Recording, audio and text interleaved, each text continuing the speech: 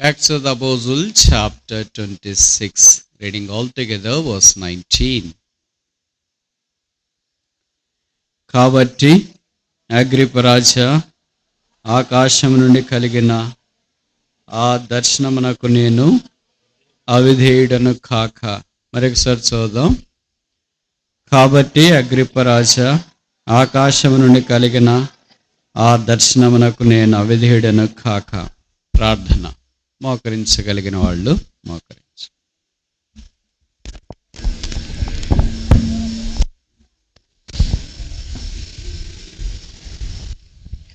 ప్రేమగల తండ్రి యేసుక్రీస్తు ప్రభువారి రక్షణార్థమైన నామమున, జీవార్థమైన నామమున ఈ ప్రార్థనా మందిర ఆవరణములో ఈ 3 దినాల కూడికల్లో ఆఖరి రాత్రి నీ వాక్యము చుట్టూ చేరి రావటానికి మీరు అనుగ్రహించిన అవకాశాన్ని బట్టి స్తోత్రములు. సోమవారం రోజు మీ దాసుడు యేసుపాదం గారు చంద్రబదను మీరు బలపరిచి వాడుకున్నందుకు స్తోత్రములు. నిన్న ఈ దినాన మానవ హద్దుబాటులో మీ వాక్యం వెజ్జలబట్టడానికి మీరు చూపిన దయను బట్టి స్తోత్రాలు. మాకు వాతావరణం కూడా అనుకూలంగా ఉంచున్నారు, చల్లగా ఉంచున్నారు, మీకు స్తోత్రములు. అనేకులు ప్రార్థించి సమీప దూర ప్రాంతాల నుండి రావటానికి కృప చూపించినందుకు మీకు స్తోత్రములు. మీ ప్రజల రాక ద్వారా మాకు ఇచ్చిన వెంట కొరకై, ప్రోత్సాహం, పురికొల్పు కొరకై మీకు స్తోత్రములు. ఆయా విభాగాల్లో పనిచేస్తున్న వారిని కరుణించుము. స్థానిక సంఘాన్ని, విశ్వాసులను, బాధ్యత వహించే వారిని జ్ఞాపం చేసుకునము. మీ దాసుడు తిమోతి గారు, తన కుటుంబాన్ని మీరు కరుణించి సహాయం చేసి హస్తాల బలపరచుము. ఇలాగూ మీ ప్రజలతో చేరి సమీప దూర ప్రాంతాల నుండి విశ్వాసులు, పరిశుద్ధులు, బాధ్యత వహించేవారు, సంఘ సేవకులు కలిసి రావడానికి అనుకూలపరిచినందుకు మీకు స్తోత్రములు. నీ వాక్యం బయలుదేరుతోడని వెలుకలుగా ఆజ్ఞాపించుము. నీ వాక్యం అందు మమ్మను ప్రతిష్ఠించుము. పాటలు పాడటానికి ఆయా స్థలాల నుండి తోడుకొని వచ్చిన వారిని బట్టి, మ్యూజిషియన్స్ని బట్టి స్తోత్రాలు. అన్ని విభాగాల్లో పనిచేసిన వారందరిని బట్టి స్తోత్రాలు. కొంతమంది నేను రక్షణ కొరకు తీర్మానం చేసుకున్నారు, వారి రక్షణలో నిల్చుండనట్లు సహాయం చేయండి. కొంతమంది ఉదయకాలము నీ కొరకు ప్రతి చోట సాక్షులుగా ఉంటామని తీర్మానం చేసుకుని ప్రార్థనా సహాయం కోరారు. వారి కొరకు మేము ప్రార్థిస్తున్నాం. వారి హస్తాల పట్టుకొని ఆ సాక్ష్యంలో నిల్చుండనట్లు సహాయం చేయండి. ఈ రాత్రి రక్షణ లేనివారు రక్షణ ఆశీర్వాదంలో వచ్చినట్లు చేయం. కొంతమందినైనా మీరు రక్షించము. నీ నామానికి మహిమ తెచ్చుకున్నాము. మా అందరి అక్కర తీర్చే దేవుడు, మా అందరితో మీరు మాట్లాడి మీరు మాకు సహాయం చేయమని మేము ప్రార్థిస్తున్నాం. నన్ను మీ రక్తం చేత కడిగి పరిశుద్ధపరచుము. మీ మాటలు నా నోట ఉంచుము. నీ నామానికి మహిమ తెచ్చుకున్నాము. మీ వాక్యమున కృపకు మమ్మల్ని అప్పగిస్తూ యేసు ప్రభు వారి ప్రార్థన ఆలకించి జవాబిచ్చున్నామన స్తుతించి ప్రార్థిస్తున్నామ తండ్రి, ఆమేన్.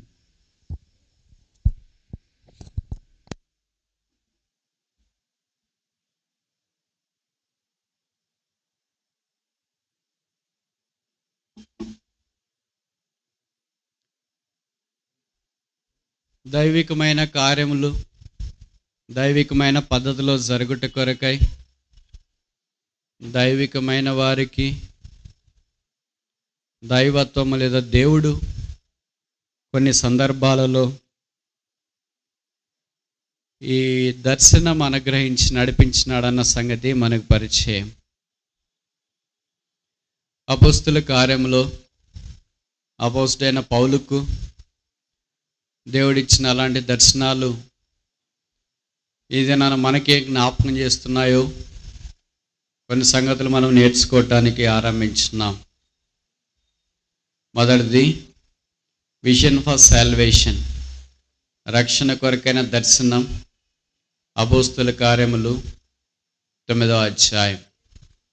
రెండవది విజన్ ఫర్ సర్వీస్, పరిచర్య కొరకైన దర్శనం.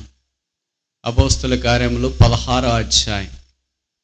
మూడవది అపోస్తుల కార్యములు 18వ అధ్యాయంలో విజన్ ఫర్ శాంక్చురీ, పరిశుద్ధ స్థలం, దేవుని మందిరం కొరకైన దర్శనం.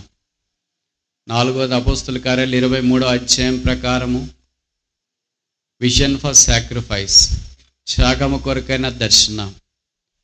ఈ సాయంకాలము లేదా ఈ రాత్రి పరిశుద్ధాత్మ దేవుడు సహాయం చేసే కొలది, మీరు సహకరించే కొలది ఇంకొక విషయాన్ని గురించి మనం చూడటానికి ప్రయత్నం చేస్తాం. అపోస్తుల కార్యములు 27వ అధ్యాయం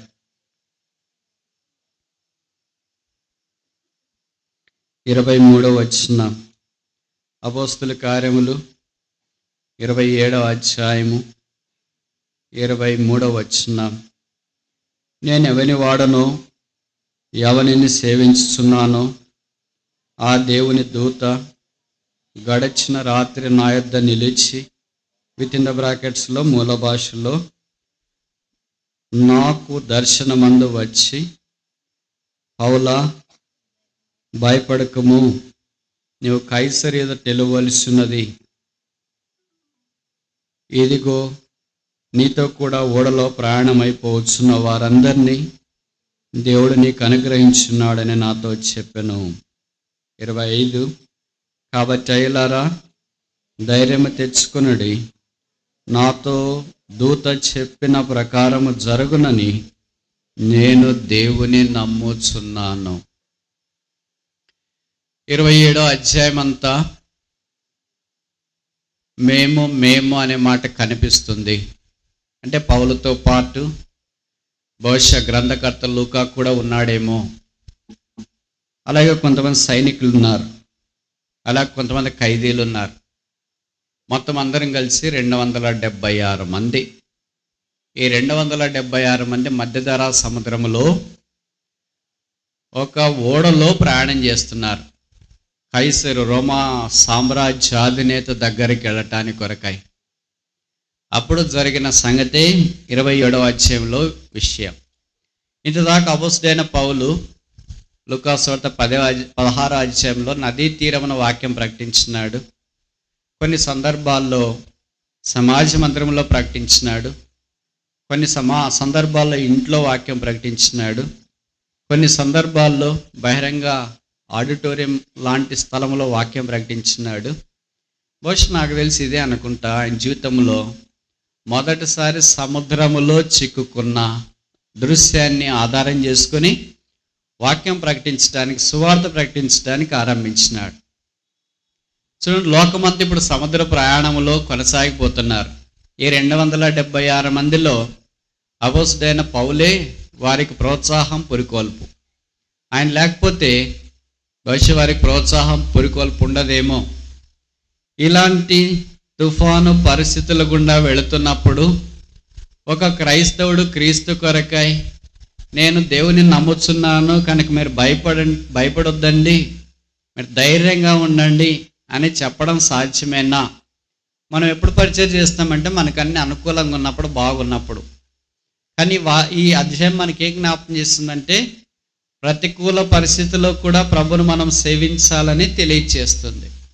ప్రతికూల పరిస్థితుల్లో కూడా ప్రభు కొరకు సాక్షులుగా ఉండాలని తెలియచేస్తుంది. ప్రభు కొరకు ప్రతికూల పరిస్థితుల్లో కూడా శ్రమలు అనుభవించాలని తెలియజేస్తుంది. అలాంటి వాళ్ళు ఎవరంటే పరిచారకులు. అందుకే విజన్ ఫర్ సఫరింగ్, శ్రమల కొరకైన దర్శనం. శ్రమలకు కూడా దర్శనమా? మరి అందరు శ్రమల్లో నిలబడలేరు. పౌలు లాంటి వాడే నిలబడేది. కొత్త నిబంధనలో యేసు ప్రభు తర్వాత అత్యధికంగా శ్రమ పొందినవాడు బహుశా అపోస్తలుడైన పౌలు అని బైబిల్ పండితుల అభిప్రాయం. అందుకే ఆయన అన్నాడు, క్రీస్తు శరీరములో నా వంతు శ్రమలు నేను భరించాలని కోరుతున్నాను. ఇది చాలా అరుదైన మాట. అందుకే క్రీస్తు పరిచారకుడు మరి ఎలాగుండాలా? ఆయనే రాస్తున్నాడు. కొరింథీయులకు రాసిన 2వ పత్రిక 11వ అధ్యాయం. కొరింథీయులకు రాసిన 2వ పత్రిక 11వ అధ్యాయం 23వ వచనం. వారు క్రీస్తు పరిచారకుల వెర్రివాని వలె మాట్లాడుచున్నాను, నేనును మరెక్కువగా క్రీస్తు పరిచారకుడను. క్రీస్తు పరిచారకుడు అంటే ఏంటి? కింద ఇచ్చినాడు సంగతులన్నీ. మొదటిది, విశేషముగా ప్రయాసపడుతుని, చెరసాల్లో ఉంచుని, దెబ్బలు దించుని, ప్రాణాపాయంలో ఉంచుని, బెత్తంతో కొట్టబడి తిని, రాళ్లతో కొట్టబడి తిని, ఓడ పగిలి శ్రమలో ఉంచుని, రాత్రింబగళ్ళు సముద్రంలో గడిపి తిని, ప్రయాణములో ఆపదల్లో, దొంగల ఆపదల్లో ఉంచుని, స్వజనుల వల్ల ఆపదలు, అన్యజనుల వల్ల ఆపదలు, పట్టణములో ఆపదలు, అరణ్యములో ఆపదలు, సముద్రములో ఆపదలు. ఇవన్నీ ఒకెత్తు. ఇక్కడ ఒక మాట రాశాడు, కపట సహోదరుల వలన ఆపదల్లోనూ ఉంటుని. ఆయనకే కొంతమంది కపట సహోదరులు ఉన్నారు, ఇంకా మనకు కూడా కొంతమంది ఉంటారు ఖచ్చితంగా. కష్టము, జాగరణలు, ఆకలి దప్పులు, ఉపవాసములు, చలి, దిగంబరత్వం. ఇవన్నీ నేను లిస్ట్గా చూస్తే కూడితే ఎన్నున్నాయంటే 25 ఉన్నాయి. ఇవి ఒక క్రీస్తు పరిచారకుని యొక్క లక్షణాలు. అలాంటి వాడు పరిచారకుడంట. అందుకే ఇవన్నీ కాకుండా సంఘములను గూర్చిన చింత నాకుంది. కనుక ఈ వాక్యం మనకు ప్రబోధించేది ఏంటంటే, ఈ శ్రమలన్నింటిలో ఎలాగ నిలబడగలిగినాడు? శ్రమ మనుషునికి వచ్చినప్పుడు రెండే జరుగుతాయి. మొదటిది దేవుని దగ్గరికైనా వస్తాం, లేదా దేవునికి దూరంగానే వెళ్ళిపోతాం. దేవునికి దగ్గరకు వచ్చిన వాళ్ళలో అపోస్తలుడైన పౌలు మనం చూస్తాం. సాధారణంగా మనకేంటి, ఒక చిన్న శ్రమ జరిగితే, కష్టం వస్తే, ఇబ్బంది వస్తే, ఎక్కడ దేవుడు ఉన్నాడు, దేవుడు ఉంటే నాకెందుకు వచ్చింది, నాకే కష్టాలు ఎందుకు, నాకే రోగాలు ఎందుకు, మా ఆయనే ఇలాగెందుకు కావాలా, మా ఆవిడే ఎందుకు ఇలాగ కావాలా, మా పంటలే ఎందుకు పాడు కావాలా, మా పిల్లలే ఎందుకు ఫెయిల్ కావాలా, మాకే ఎందుకు సీట్లు రాలేదు, మాకే డిఎస్సి ఎందుకు రాలేదు, మాకే టెట్ ఎందుకు రాలేదు, మేమే ఎందుకు రిటైర్డ్ కావట్లేదు, మా మందిరమే ఇట్లెందుకు ఉంది, మేమే ఇలాగెందుకు అయిపోయాం, మేమే ఎందుకు ఇట్లా అయిపోయాం, మేమే ఎందుకు చీకట్లో ఉన్నాం, మేమే ఎందుకు నష్టాల్లో ఉన్నాం, మేమే ఎందుకు ఇబ్బందిలో ఉన్నాం, మేమే ఎందుకు బాధలో ఉన్నాం, మాకే ఎందుకు ఈ ఆకలి, మాకే ఎందుకు ఈ దప్పిక, మాకే ఎందుకు ఈ పేదరికం, మాకే ఎందుకు ఇబ్బంది, అన్నీ మాకే. ఇలాగ అనుకునే వాళ్ళు కొంతమంది ఇక్కడ కూర్చున్నారు కదా. అవన్నీ వాటిలో మనం ఏమంటామంటే చివరికి, ఎక్కడున్నాడో దేవుడు, దేవుడు ఉంటే ఇట్లెందుకు జరుగుతుంది, ఇవన్నీ సాధారణంగా మనం అనుకున్నాం. మరి పౌలు జాబితా చూస్తే, మన జాబితా చూస్తే అసలు పోల్చుకోవటానికి లేదు. మన జాబితా ఏంటి? జ్వరము, జలుబు, ఫెయిలు, డిఎస్సి రాకపోవడం, పంటలు రాకపోవడం, ఇవన్నీ మంది. ఆయన జాబితా ఏంటి? రాళ్లతో కొట్టబడ్డాడు, హింసించబడ్డాడు, అవమానపరచబడ్డాడు, ఆపదల్లో, దిగంబరత్వము, ఉపవాసము, కన్నీరు, చెప్పనలేవు కానంత జాబితా ఆయనది ఉంది. ఆయన శ్రమల్లో మనం ఎక్కడ రాగలం? ఇవన్నీ శ్రమలు ఎందుకు పొందాడు? కుటుంబాన్ని బట్టే, దేవుని సంఘమును బట్టి, ఆయన ప్రకటించిన దర్శనాన్ని బట్టి ఈ శ్రమల్లో ఆయన వెళ్ళటానికి దేవుడు ఆయనకు అనుమతి ఇచ్చినాడు.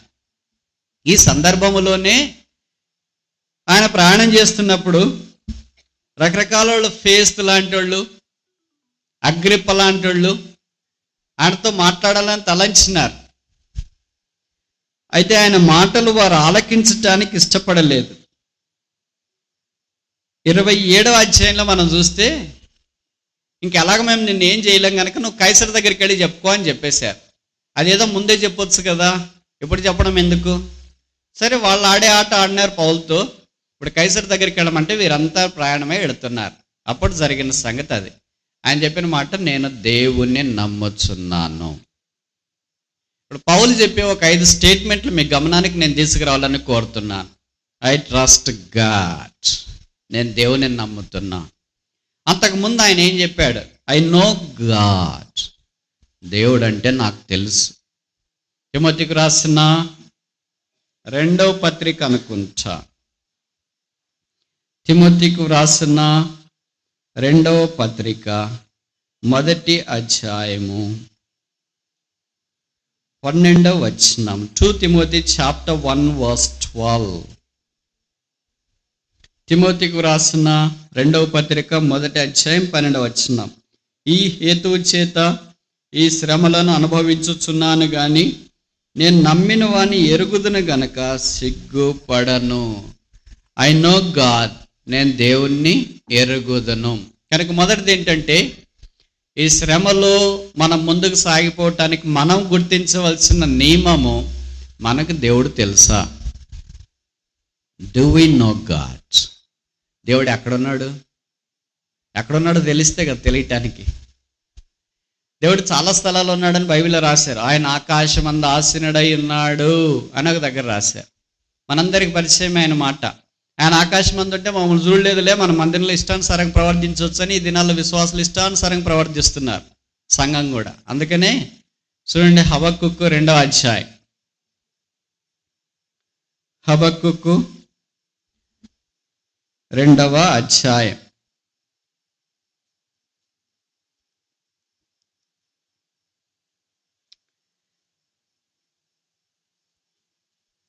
పేజీ నంబర్ 771, 771, 2వ అధ్యాయము 20వ వచనం. హబక్కూకు 2:20, పాత నిబంధనల పేజీ నంబర్ 771. అయితే యెహోవా తన పరిశుద్ధాలయములో ఉన్నాడు కనుక వేర్ ఇస్ గాడ్, దేవుడు ఎక్కడున్నాడు, ఎక్కడున్నాడు నాకు చూయించు అని కొంతమంది అంటారు. ఎక్కడున్నాడు మరి దేవుడు? ఆయన తన పరిశుద్ధ ఆలయం మందిరంలో ఉన్నాడు కనుక కొట్లాడుకోండి తిట్టుకోండి అని రాసినారా కింద? ఆయన చూస్తుంటాడులే అని. కొంతమందిని మనం అంటాం కదా, నేను ఇంటర్మీడియట్ చదువుకునే 10th క్లాస్ దాకా చదువుకునే దినాల్లో మా కాలేజ్లో టీచర్ ఉండేవాళ్ళు, డ్రాయింగ్ టీచర్ అని. ఆయన పరీక్షలకు ఇన్విజిలేటర్గా వచ్చేవాడు. ఆయన ఎప్పుడు వస్తాడా అని ఎదురు చూసేవాళ్ళు. ఆయన అన్ని రూముల దగ్గరికి వస్తా, ఏ రూమ్లోకి పోతాడు, ఏ రూమ్లోకి వెళ్తాడు అనుకునేవాళ్ళం. మా రూమ్లోకి వచ్చిన వెంటనే అందరు కుప్పగంతలు వేసేవాళ్ళు. ఏంట్రా అలాగే వేస్తున్నారంటే అంత చప్పట్లు కొట్టి ఈలలేసి, దేవుడు వచ్చాడ్రా. ఎందుకంటే కాపీలు కొట్టడానికి అనుమతిస్తాడు, పుస్తకాలు ఇస్తాడు, చూడడు, ఎవరిని ఏమండు. అంటే ఒక మనిషికి దేవుడు అంటే ఏం అభిప్రాయం అంటే, కాపీలు కొట్టనిస్తాడు, గుడ్డోడు, ఆయన చూడడు, ఏమన్నాడు. అది మనుషునికి దేవుడు అంటే ఉన్న అభిప్రాయం. అది కాదు దేవుడు అంటే, అట్ట కాదు. దేవుడు తన పరిశుద్ధాలయంలో ఉన్నాడు కనుక లోకమంతా ఎలాగుండాలా? మనం ఏం చేస్తాం? మనం మౌనం తప్ప మిగతావన్నీ అరుపులు కేకలు. ఆయన అరవడు కేకలు వేయడంటే ఆయన కనుక అరవడు కేకలు వేయడు. మేము ఎలాగుంటాం? అరవకుండా కేకలు వండకుండా అని మనం అనుకుంటాం. కనుక నేను ఎలాంటి దేవుడిని నమ్మానో ఆ దేవుడు నాకు తెలియాలి కదా. ఐ నో గాడ్, నాకు దేవుడు అంటే తెలుసు. పౌలు అన్నాడు, ఐ నో గాడ్, నేను నమ్మిన వాడిని ఎరుగుదును. ఎందుకు మనం దేవుణ్ణి తెలుసుకోవాలా? మొదటిది సాల్వేషన్, రక్షణ పొందటానికి దేవుణ్ణి తెలుసుకోవాలా. కనుక ఒక 5 స్టేట్మెంట్లు అని చెప్పాను కదా. I know, I trust, I win, I see. ఇలాంటి ఒక 5 పదాలు బైబిల్ని ఆధారం చేసుకుని మనం చూడటానికి ప్రయత్నం చేస్తాం. మొదటిది ఐ నో గాడ్, నేను దేవుణ్ణి ఎరుగుదును. దేవుడు నీకు తెలుసా? ఇరుగు పొరుగు వాళ్ళే తెలియదు, పక్కన వాళ్ళే తెలియదు. దేవుడు ఎలాగ తెలుస్తాడు? దేవుడు భూమి మీద ప్రతి మానవునికి తన తాను పరిచయం చేసుకోవాలని సంకల్పించినాడు. అందుకే బైబిల్ రాయబడింది, నశించిన దానిని వెతికి రక్షించడానికి మనిషి కుమారుడు భూమి మీదకి వచ్చెను. ఆయన పేరు దేవుడు. ఆయన పాపము లేనివాడు, పాపము చేయనివాడు, పాపము చూడనివాడు, పాపమును ద్వేషించువాడు, పాపమునకు అతీతుడు, పరిశుద్ధుడు. ఆయన నమ్మదగిన వాడు, నిర్దోషి, పాపలలో చేరక ప్రత్యేకంగా ఉన్నవాడు. ఈ పాపలందరి కొరకై, పాపము మోసుకొనుకుంట కొరకై, రక్త మాంసములు కలిగిన దేహంతో ఈ భూమి మీదకి రావటానికి ఆ దేవుడు సంకల్పించినాడు. పాపము లేని దేవుడు మానవుల కొరకై ఈ భూమి మీదకి దిగి వచ్చినాడు. ఆ దేవుడే ఆశల మీదకి వెళ్ళి మన పాపాలన్నీ మోసుకోవటానికి ఇష్టపడ్డాడు. ఆయన తల మీద ముళ్ళ కిరీటం, ముఖమంతా ఉమ్మి, చేతుల్లో మేకులు, దేహమంతా కోడా దెబ్బలు, ప్రక్కలో బల్లెపొట్టు, కాళ్ళలో మేకులు, ఇవన్నీ ఆయన భరించి ఆ సిలువలో వేలాడి మన పాపములన్నిటి కొరకై క్షమాపణ సిద్ధం చేసిన ఆ దేవుడు ఈ దినాన పాపాత్ముడైన మానవుని నా యొద్దకు రండి, నేను మీకు విశ్రాంతి కలగజేతునని ఆహ్వానిస్తున్నాడు. ఈ దేవుడు తెలుసా? ఈయన పేరు యేసుక్రీస్తు. ఈయనే రక్షకుడు. యేసునామం మధురం, యేసునామం రక్షణకరం, యేసునామం ఆశీర్వాదకరం, యేసునామం ధన్యకరమైనది, యేసునామం శాశ్వత నామం, యేసునామం పరలోకానికి చేర్చే నామం, యేసునామం పరిశుద్ధపరిచే నామం, యేసునామం జీవితాన్ని మార్చే నామం, యేసునామం మనిషిని యొక్క మార్గాన్ని మార్చే నామం. ఇదే క్రీస్తు నామం, ఇదే సిలువ నామం, ఇదే పరలోకపు నామం, ఇదే రక్షణ నామం, ఇదే అన్ని నామముల కంటే ఉన్నతమైన నామం. దేవుడు పాపాత్ముడైన మానవుని కొరకై యేసుక్రీస్తు ప్రభువును మన కొరకు పంపించినాడు. ఎందుకు మనం దేవుణ్ణి ఎరగాలి? మనం దేవుణ్ణి ఎరగకుండా తప్పిపోయాం. మనందరికీ తెలుసు కదా, ఆదికాండం 3వ అధ్యాయంలో మనం చూస్తే సర్పము చాలా యుక్తి కలిగింది కనుక ఉన్న జంతువులన్నింటిలో సాతాను ఏం చేశాడంటే సర్పము రూపంలోనికి మారలేదు. ఇప్పుడు సాతాను మన ద్వారా పనిచేస్తాడు, మన రూపంలోకి మారాడా? మనోడు వాడుకుంటాడు అంతే. పలానోళ్ళు తిడుతున్నారంటే వాళ్ళ గాదులైనా తిట్టేది, సాతాన్ని అలాగే చేయిస్తాడు అని మనం అంటాం. అలాగే ఈ సర్పములోనికి సాతాను ప్రవేశించినాడు అంటకంటే ఈ సర్పాన్ని సాతాను వాడుకున్నాడు. అందుకే సర్పం వచ్చి అవ్వను మోసం చేసింది, ఆదాము ఇద్దరు కలిసి తినేసినారు. తినేసిన తర్వాత ఇప్పుడు ఏం జరిగింది? 5 విషయాలు అక్కడ మనం చూస్తాం. ఈ డిఫాల్ట్ అంతదాకా మనుషుల దగ్గర ఇవి ఏమి లేవు. మొదటిదేంటి? They discovered that they are naked. వారు దిగంబరులని గుర్తించినారు. దేవుడు లేకుండా మానవుడు దిగంబరి. ఒక దిగంబరిగా ఉంటే ఎలాగుంటుంది? షేమ్ షేమ్ షేమ్ అని కేకలేస్తుంటారు.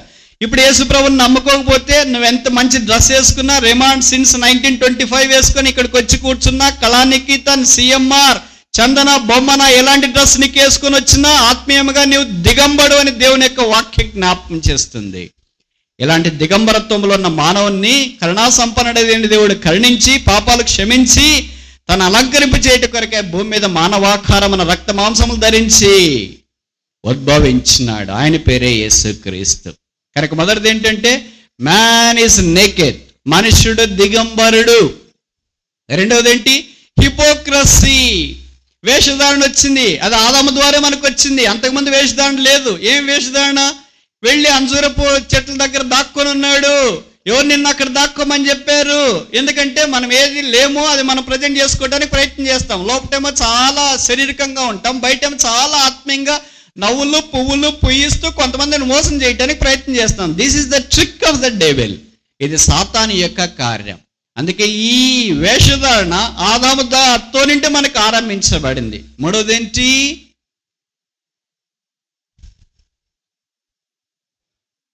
భయం, ఫియర్.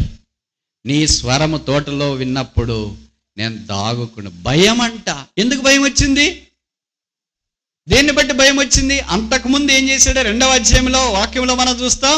సింహానికి, జంతువులకు అన్నిటికీ ఆదాము పేర్లు పెట్టాడు. ఇప్పుడు సింహం వచ్చి నాకు పేరు పెట్టంటే మనం ఇక్కడ ఉంటామా? పాము వచ్చి నాకు పేరు పెట్టండి ఇక్కడ ఉంటామా? ఎలుగుబంటి వచ్చి నాకు పేరు పెట్టండి ఇక్కడ ఉంటామా?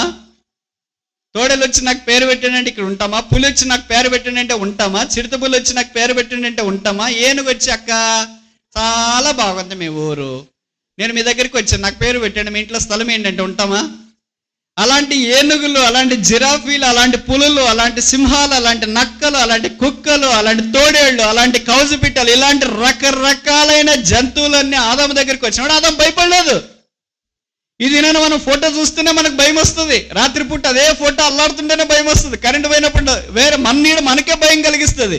ఇదంతా ఎప్పుడు వచ్చిందంటే పాపాన్ని బట్టి వచ్చింది. అంతదాకా వాళ్ళందరితో భావనలు సంచారం చేసినాడు. ఏ సింహానికి భయపడలేదు, ఏ ఎలుగుబంటికి భయపడలేదు. అవన్నీ నీకు ఫ్రెండ్గా ఉన్నాయి, స్నేహితులుగా ఉన్నారు, కలిసి తిరుగుతూ వచ్చినారు. ఎప్పుడైతే పాపం వచ్చిందో ఇప్పుడు ఆదాముకి ఏమొచ్చిందంటే భయం వచ్చింది.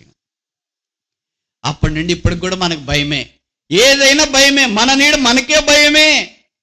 మన ఇంట్లో ఏదో తలుపు కదిలినా భయమే, న్యూస్ పేపర్ కదిలినా భయమే, కర్టన్ కదిలినా భయమే, ఏది కదిలినా భయమే. ఎందుకమ్మా అలాగ భయపడతావు? ఎందుకబ్బాయి అలాగ భయపడతావు? ఏమో చెడ్డ కళ వచ్చింది, ఎందుకో భయం వేస్తుంది.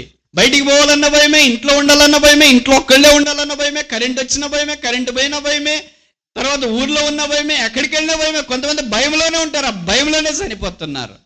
This is the result, ultimate result of sin. పాపం యొక్క ఆఖరి ఫలితం ఇదేగా మనం చూస్తున్నాం. ఎన్ని విషయాలు చెప్పాను? మొదటిది ఏంటి? నేకెడ్నెస్, దిగంబరత్వము. రెండోది ఏంటి? హిపోక్రసీ, వేషధారణ. మూడోది ఏంటి? భయం, ఫియర్. ఇప్పుడు నాలుగవది వారు చేసుకున్నది ఏంటంటే అక్యూజేషన్, నేరారోపణ చేయట. ఇంతదాకా వాళ్ళకి నేరారోపణ చేసేది రాదు. అయ్యా ఎవరు చెప్పినారు ఇది తినమని? ఇదిగో నీవు నాకు ఇచ్చిన ఈ స్త్రీ, ఆమె తినమని. అది మొదలుకొని ఈ రోజు దాకా మనం ఏది ఒప్పుకో. ఏం బ్రదర్ ఎలాగున్నారు, ఎట్లున్నారక్క, ఎవరి పొరపాటు చేశారు? మన పిల్లల్ని అడిగామనుకో, ఈ పెన్సిల్తో ఎవరు రా ఇక్కడ గీసిందంటే మమ్మీ నేను కదమ్మా, అమ్మమ్మా, తమ్ముడుమా, చెల్లిమా, అక్కమా అని చెప్తూనే ఉంటాం. వాళ్ళు ఏం చెప్తారు? నేను కాదమ్మా వాడేనమ్మా అని చెప్తారు. కొంతమంది పిల్లలు ఎంత తెలివైన వాళ్ళు అంటే మనం ఇప్పుడు ఆ తెలివి ప్రదర్శిస్తాం, అప్పుడు వాళ్ళు ఆ చిన్న వయసులోనే ఆ తెలివి ప్రదర్శిస్తారు. అన్నదమ్ములు 2 ఉన్నారు ఇంకా చిన్న పిల్లలు కొట్లాడుకుంటారు. ఎవరైతే కొట్టినాడో వాళ్ళ తమ్ముడిని వాడే వచ్చి వాళ్ళ మమ్మీకి కంప్లైంట్ చేస్తాను, మా నన్ను తమ్ముడు కొట్టాడు మా, చూడు మా ఎంత దెబ్బ తగిలిందో అని. ఈమె అనుకుంటుంది పాపం వాడు చెప్పేది నిజమే అని వాడి దగ్గరికి వెళ్ళి, ఏంట్రా అన్నను కొట్టావు? కాదు మా, వాడే నన్ను కొట్టి నీకు వచ్చి కంప్లైంట్ చేశాడు చూడమా. షాకింగ్. ఇప్పుడు కూడా కొంతమంది అంతే, వాళ్ళు పోట్లాడుతుంటారు, మళ్ళీ వేరే వాళ్ళ దగ్గరికి పోయి, బ్రదర్ ఊరికే మౌనంగా ఉన్నాం బ్రదర్, వాళ్ళే వచ్చి కొట్లాడారు బ్రదర్, వాళ్ళే వచ్చి తిట్లాడారు బ్రదర్, నేను పోట్లాడుతున్నా బ్రదర్, తెలుసులే బ్రదర్. This is deception. ఇది మోసం, ఇది వంచన. మనుషులతో నువ్వు అటు ఇటు మాట్లాడవచ్చు, but we cannot hide God from anything. దేవుణ్ణి దేని నుండి కనబడకుండా చేయలేం. ఇవన్నీ మనలో కార్యసిద్ధి కలిగిస్తున్నాయి. ఐదవది ఆఖరిది ఏంటంటే ఆర్టిఫిషియాలిటీ. లేనిది ధరించుకోవడం మానవుడు ఆరంభించినాడు. ఇలాంటి మానవుణ్ణి దేవుడు చూసి విడిచిపెట్టలేదు. ఈ మానవుని కరుణించి ఆయనే దిగివచ్చి ఈ మానవుని తిరిగి ఆశీర్వదించాలని కోరినాడు. ఇప్పుడు ఈ మానవుడు ఏం చేశాడంటే అంజూరపు ఆకులతో ఒక కచ్చడం కట్టుకున్నాడు. మీకు తెలుసు కదా, ఇద్దరు ఒకే సైజులో ఉండరు, బ్రదరు సిస్టరు. బ్రదర్ నార్మల్ సైజులో ఉంటే సిస్టర్ అబ్నార్మల్ సైజులో ఉంటారు. బ్రదరు అబ్నార్మల్ సైజులో ఉంటే సిస్టర్ నార్మల్ సైజులో ఉంటారు. ఇద్దరు నార్మల్, బ్రదరు సిస్టర్ ఇద్దరు నార్మల్ సైజులో ఉంటే వారు made for each couple in Ponnur. ఇప్పుడు వీళ్ళిద్దరూ బహుశా వేరే వేరే సైజులో ఉన్నారో, బట్ దేవుడు చేసిన మ్యాచ్ కదా నేను అనుకుంటా. అందుకనే perfectly mister couple are made for each couple in the garden of Eden. అందుకే వాళ్ళ సైజులో వారు అవే అంజూర పాకలు తీసుకొని కుట్టుకున్నారు. దారం ఎక్కడి నుండి వచ్చింది, పురి ఎక్కడి నుండి వచ్చింది, సూది ఎక్కడి నుండి వచ్చింది, దబ్బడమేనా మీరు అనేది, ఎక్కడి నుండి వచ్చింది? ఇవన్నీ ఎక్కడ కుట్టుకోవటానికి లేదు. అందుకే బహుశా అడవి మనుషుల మాదిరి వాళ్ళే అవే ఈకలు అవి ఇవి తీసుకొని మొత్తానికి ఆకలన్నీ వాళ్ళు కుట్టేసుకొని, ఇది నాకు బాగుంది అండి, నాకు కూడా బాగుందా, you are looking so smart అని అలాగే బహుశా ఒకరికొకరు చెప్పుకుంటూ ఉన్నారేమో. వాళ్ళు అవే వేసుకున్నారు. Is the first tailor in the world. ఇలాంటి వారి దగ్గరికి దేవుడు పైనుండి చూసి వచ్చినాడు.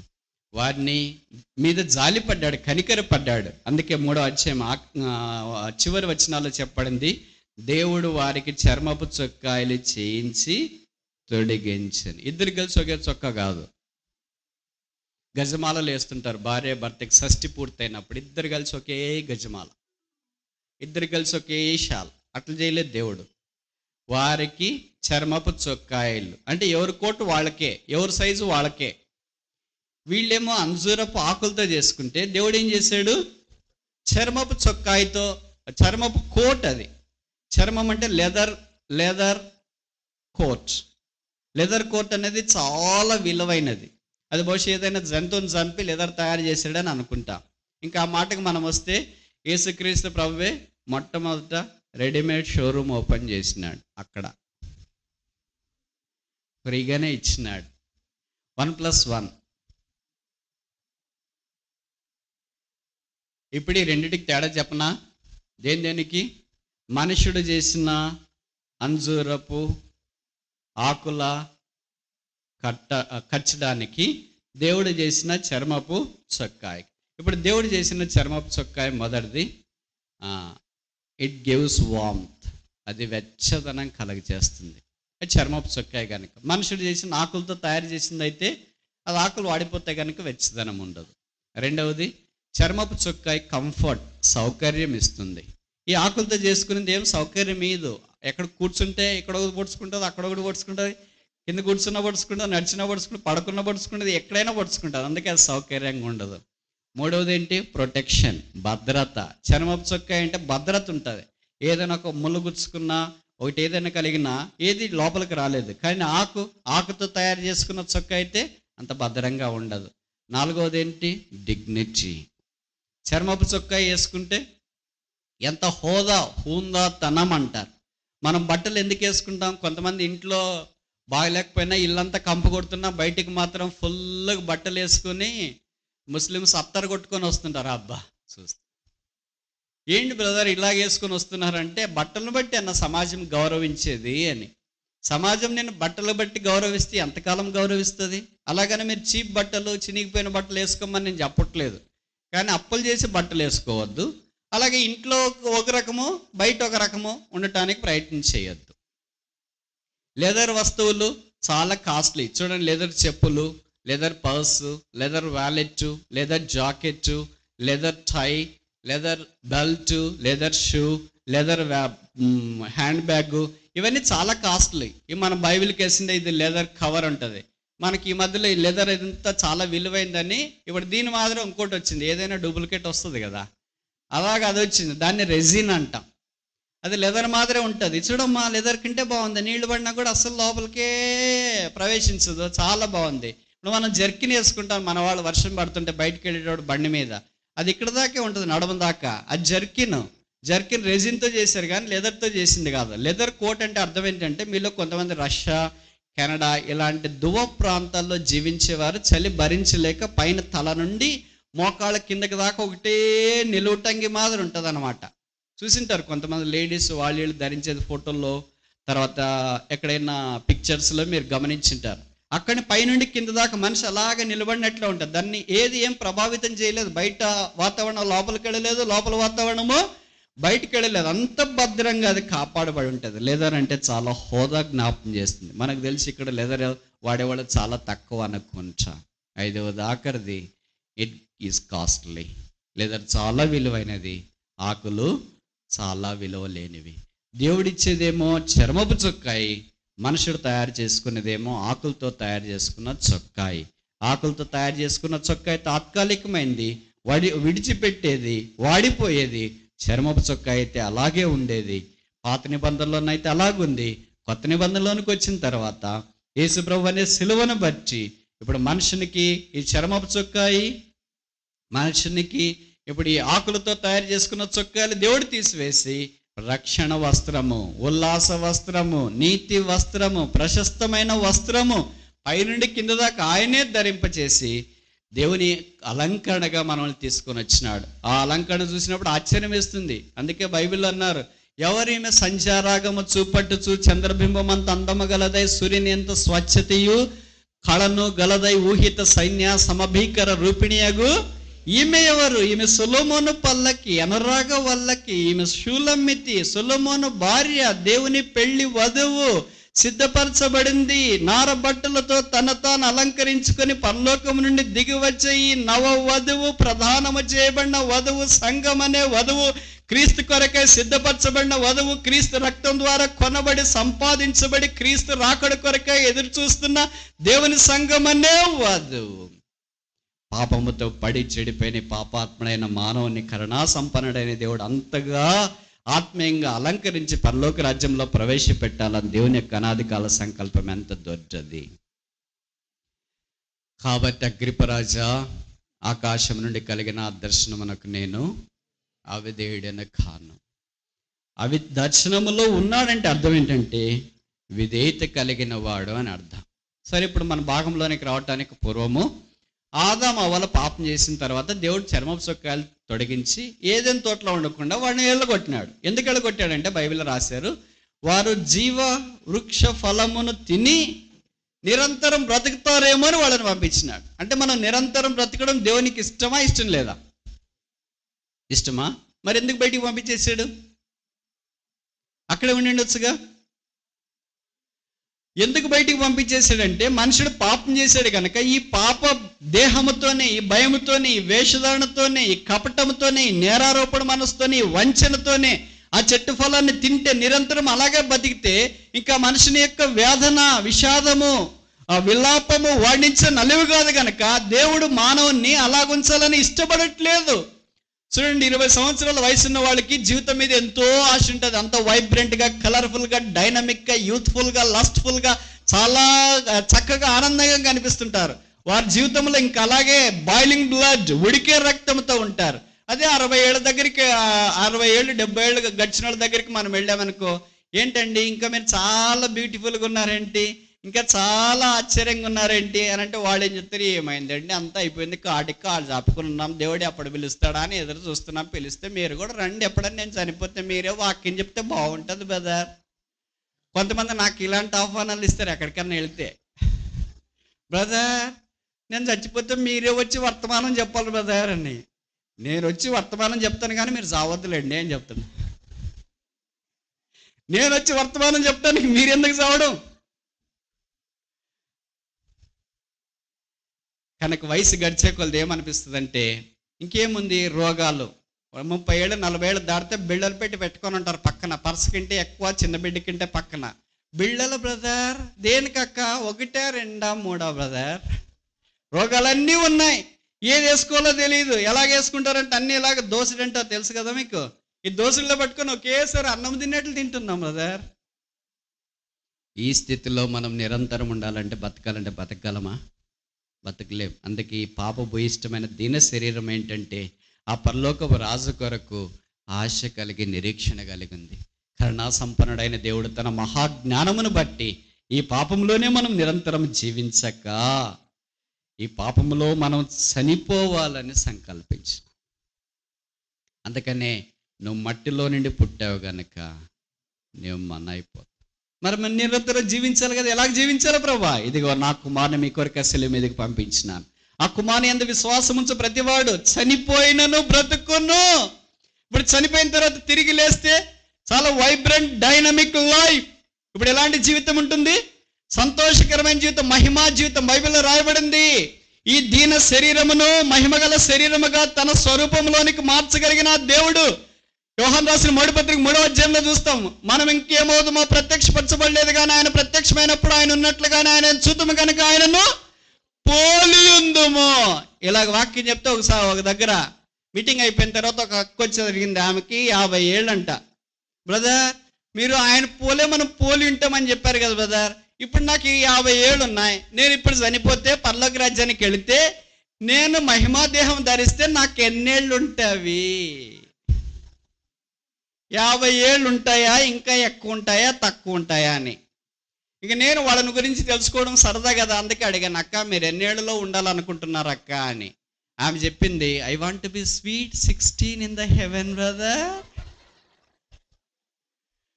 16 ఏళ్ళుగా వయసులో పరలోకంలో ఉండాలనింది బ్రదర్. అప్పుడు నేను చెప్పాను, అక్క ఇప్పుడు మీకు వయసు పెరిగిందే తగ్గిందే? ఇప్పుడు మనకు వయసు పెరిగిందే తగ్గిందే? పెరుగుతుందే తగ్గుతుందా? వెరీ గుడ్, మీరు చాలా తెలివైన వాళ్ళని ఇప్పుడు నాకు అర్థమైంది. మనకు వయసు తగ్గుతుంది. దీన్నే మీ భాషలో చెప్పాలంటే ఆయుష్ అంటారు. ఇప్పుడు చూడండి, దేవుడు మనకు 70 ఏళ్ళు నియమించినాడు, లేదా 80 ఏళ్ళు నియమించినాడు అధిక బలం ఉంటే. 80 ఏళ్ళు దేవుడు నాకు నియమించింటే ఇప్పుడు నాకు 60 ఏళ్ళు వచ్చినాయి అనుకోండి. ఇప్పుడు నా ఆయుష్ పెరిగిందే తగ్గిందే? ఇక నాకు 20 ఏళ్ళే ఉండేది. అది నాకు తెలియదు 80 ఏళ్ళ దాకా బతుకుతానో లేదని. కానీ ఇది ప్రిజంప్షన్, హైపోథసిస్. 80 ఏళ్ళు అని ఒక స్టాండర్డ్ పెట్టుకుంటే ఇప్పుడు ఇంకుండేది నేను 20. ఒక పిల్లవాడు ఇప్పుడు జన్మించినాడు అనుకోండి, మొదటి బర్త్డే చేసామనుకోండి, అబ్బా వాడిని చూసిన వెంటనే మనకు కనిపిస్తుంది, అబ్బా ఎంత సంతోషం, first birthday, many happy returns of the day, God bless you, all the best, have a nice day, take care, bye. అంత బాగానే ఉంది. కానీ ఇప్పుడు ఆ అబ్బాయికి వయసు తగ్గిందే పెరిగిందే? తగ్గింది. ఎంత తగ్గింది? 1 సంవత్సరం తగ్గింది. ఇంక 79 సంవత్సరాలే. ఇంకా వయసు మనకి ఇప్పుడు రోజులు గడిచే కొద్ది మన వయసు ఏమైపోతుంది? ఆయుష్ ఏమైపోతుంది? తగ్గిపోతుంది. మనం ఏమంటున్నాం? వయసు పైబడింది కదండి. ఓకే, వయసు పైబడింది అంటే ఆయుష్ తగ్గిందే? ఇప్పుడు చెప్పండి, పరలోక రాజ్యంలో 50 ఏళ్ళు సహోదరికి 16 ఏళ్ళు సహోదరిగా ఉండాలంట. ఉంటారా ఉండరా? మీకు కూడా నేను ఇప్పుడు చెప్పిన తర్వాత స్ట్రైక్ ఏంటిది, ఎందుకంటే మనకి తొందరగా వెలగదు కదా, కొద్దిగా స్టార్టింగ్ ట్రబుల్. మీలో కూడా ఇప్పుడు ఆలోచిస్తుంటారు, 60-70 ఏళ్ళు ఉన్నాడు, అవును నేను పరలోక రాజ్యానికి వెళ్తే నా వయసు ఎంత ఉంటుంది? యంగ్గా ఉంటానా, ఓల్డ్గా ఉంటానా? ఆ తర్వాత ఇదేంటి తలకి ఎన్నానా, అది వేసుకుంటానా వేసుకున్నా? ఇవన్నీ బహుశా రకరకాల అనుమానాలు వస్తుంటాయి కదా. ఇప్పుడు పరలోక రాజ్యానికి వెళ్ళిన తర్వాత వయసు తగ్గుతుందే పెరుగుతుందే? చెప్పట్లేదేంటి?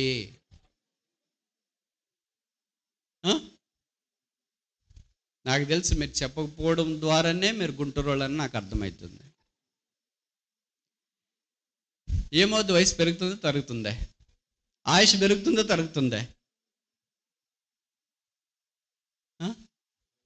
తరగదా? పెరగదా? ఎలాగుంటుంది?